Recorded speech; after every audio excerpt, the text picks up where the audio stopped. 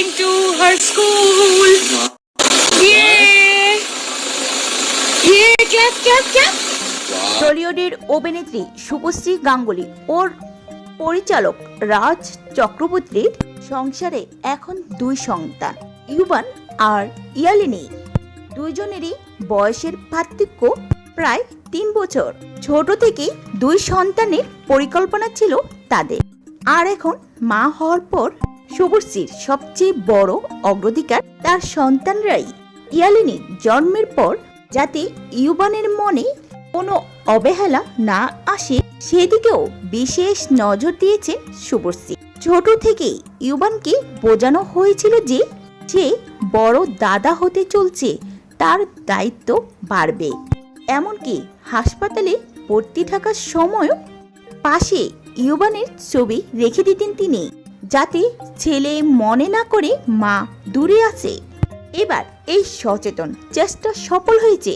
আর তাই তো একটি ভিডিওতে শুনতে পারা যায় ইউবান বলছে, তুমি ওর মা না, আমি ওর মা।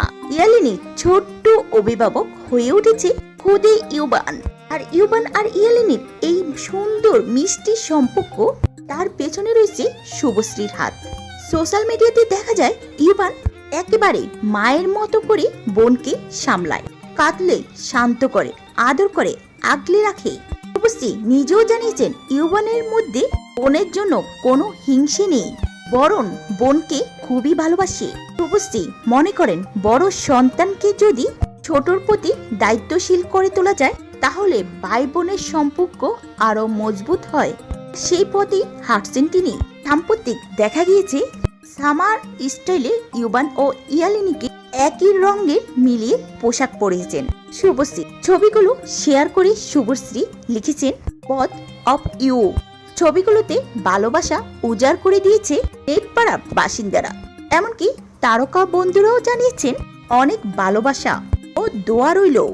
শুভশ্রী জানান, ইয়ালিনী জন্মের পর ইউবানকে আরো বেশি সময় দেওয়ার প্রয়োজন হয়েছে আমার, কারণ তখন ওর মধ্যে অনুভূতিগুলো তৈরি হয়ে গেছে।